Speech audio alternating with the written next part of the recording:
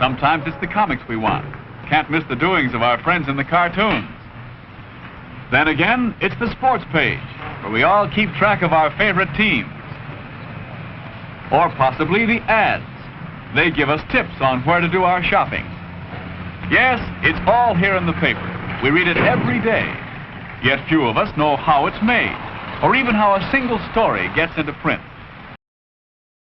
At the start of a game of Fit-to-Print, you'll have three things: a tiny desk, a tiny newspaper, and a career. And if you don't panic, you'll still have them by the end of it. You work for a newspaper, you see, one that is chronically short-staffed. So it is entirely up to you to gather breaking news stories from your local community of Thistleville. Determine which of those stories you'd like to feature in your publication, and then arrange them in a way that is visually pleasing and informative on the front page of your newspaper. But you'll also need to plaster ads all over it, because without ad revenue, your newspaper will go under, but not so many ads as to make your paper appear glitzy and cheap, because, as we all know, while ads bring money, they do not bring prestige. You'll also need to pay attention to the content of the articles you include in your paper.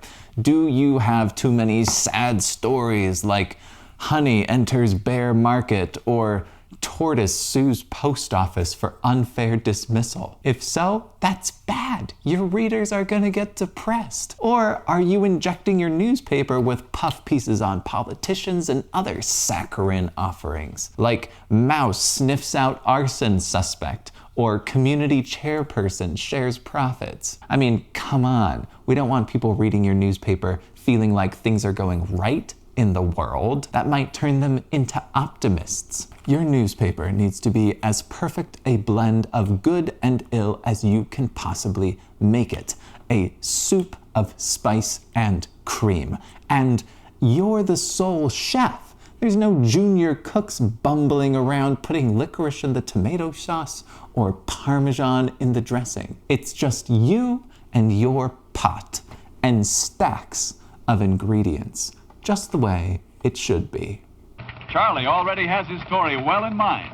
First, the lead, giving the main facts. Creating a newspaper is a three-step process. First, you'll need to collect the articles, photographs, and advertisements you would like to feature in the day's edition. Using one hand, you'll grab tiles one at a time from the sprawling heap you'll have dumped onto the table between you and up to 5 friends at the beginning of the game. When you've grabbed a tile, you'll carry it to your desk where you'll be able to turn it over. Then you'll decide if it makes the cut, in which case you'll lay it on your desk. And if it doesn't, you'll return it face up to the pile where it will be available to be vacuumed up by other players. Once you have laid a tile on your desk, it is there forever. You cannot return it to the pile. After you have collected as many things as you believe you can fit onto your newspaper, you will say out loud, layout, even if you are playing alone, because that's the rules. And you don't break the rules, do you? Saying layout catapults you into the next stage of the newspaper manufacturing process, laying out, also known as regretting every decision you've made in the last 40 seconds. You'll take the tiles you've collected off of your desk and spread them out in front of you like a grandma laying out quilt squares. Then you'll try to arrange them in a legal design on your newspaper. Got a legal design that you are pleased with? Great. Say print out loud, even if you're alone, because that's the rules and we don't break the rules. And grab the stopwatch token with the lowest number available, putting that in front of you. You are now forbidden from touching your creation. Everything that you have placed must remain exactly where it is until everyone has finished their papers. Then it's time for audits.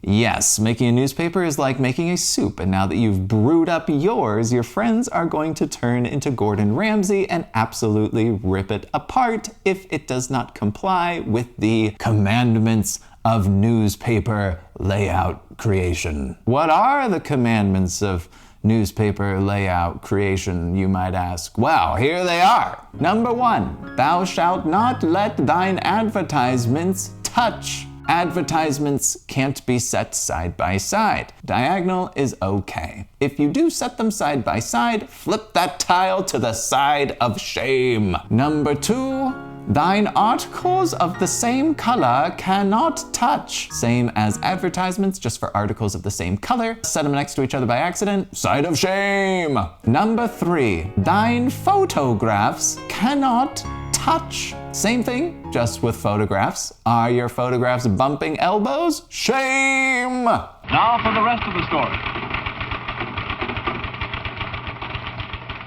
He watches the clock, for it's almost 9, the hour when the next edition goes to press. After everyone's papers have been brought into compliance, one brave player will retrieve a pen and this intimidating looking score pad and tally up how many points everyone scored for their surviving pieces. They will score points for each article they've included in their paper. They'll score some points for photos they've managed to connect to relevant articles, and they'll score points for meeting objectives outlined in their centerpiece tile. Every player's score will then be modified by a number of penalties. If you have large white spaces, you're going to get penalized for that. If you have any tiles left on your desk, you're going to get penalized for those too. If you had more happy faces on your paper than you had sad faces, or if you had more sad faces than you had happy faces, guess what? That's another penalty. Your final score for the round will be a bunch of numbers added together, subtracting a bunch of other numbers, and voila, hopefully it's more than 0. Compared to the free-form fun of laying out your paper, the point scoring phase feels turgid, dry, and tedious, and it only gets longer the more people you have at the table, which is a bit of a bummer because this is definitely the kind of game that you want to play with a group, your family or your gaggle of non-gamer friends. It wouldn't be nearly as obtrusive if people could chat while it's happening, but the person recording points needs to be able to hear what people at the table have to say about their paper, so conversations will be shushed away and the glazed looks and phones will probably come out. The game does recover from this though. It does sputter back into life and the fun machine starts turning over without too much prodding, but it does grind to that stop, and that is a bit annoying. The rules to this game are quite simple and can be taught to anyone, but they can be difficult to grasp at the start, especially because, and I can't believe I haven't mentioned this yet, the rounds are timed. That's right, you've got to do all of the steps that I've talked about in a time limit. Memorizing a rule set can be quite intimidating on its own, but internalizing that rule set while a timer is ticking down, that's intense. I played this game for the first time with my brother-in-law who is 11 years old. All of us netted scores of 0 in that game, and that's because the game doesn't allow your score to go below 0. Besides completely overestimating the number of tiles we needed to fill our newspapers, which kept changing sizes during the game because your newspaper will get bigger with every round. In the chaos of laying out our newspapers, all of the assembly rules went completely out the window. Point scoring phases were inevitably complete bloodbaths, as our dreams were quite literally dashed to pieces before our eyes. We laughed it all off and we had a great time anyway, and the puzzle of building your newspaper is accessible enough that it left us wanting to come back for more, but be aware, this game is a bit toothy. Then this is the advertising department, where they handle the advertising that helps so much to pay for the paper. They've just got the last of the ads laid out for the printers. Speaking of toothiness, or really just spiky things in general, the town in the world of Fit to Print is called Thistleville for a reason.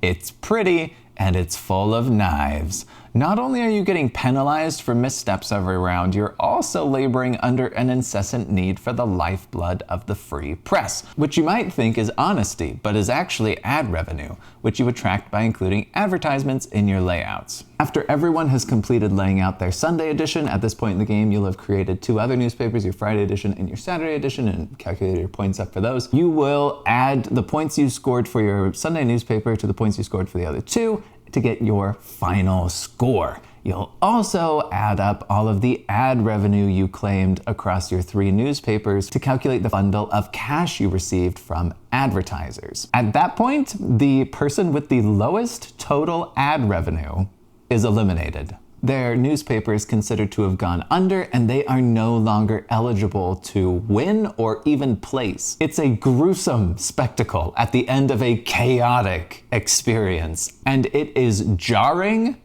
and wicked. If you fall afoul of this at the end of the game, you'll quickly set to plotting your revenge for next time. Now they're making up the front page. He slipped in the type for Charlie's story and puts the picture into place.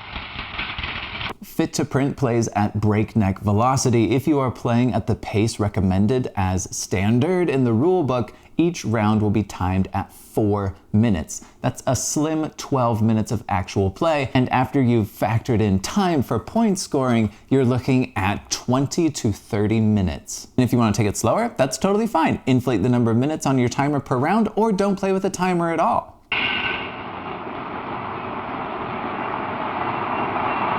Once you feel like you've mastered the basic version of the game, you can mix in press passes, which give players unique perks that will change the way they interact with the game, and breaking news cards, which will add a twist to every round of play. After playing with the press passes and the breaking news cards, I haven't felt the need to go back to playing without them because they are so fun to play with. They also keep the game feeling fresh without adding to its playtime, and I am all about that. And out come the finished papers in a steady stream. And that is fit to print. If you have a group of friends who like their animals more fantastic Mr. Fox and less Redwall, with a lust for a pinch of pandemonium and the opportunity to make a bunch of decisions that they will instantly regret, this is the box to snaffle up like an alligator snaffling up a hot cake. If you're looking for something more methodical, more thinky, you might consider picking up the Fox Experiment. We did a review of that, and the video of it is right here. If you're looking for a frantically paced game without the cutthroat, Illiterati is a game that you should know about. That's all about making words to save the world, and we've got a video to that right here. Thank you so much for checking out the video. You are the greatest person in the world. Don't forget that. Go treat yourself to something today. You deserve it. And the table is eating me.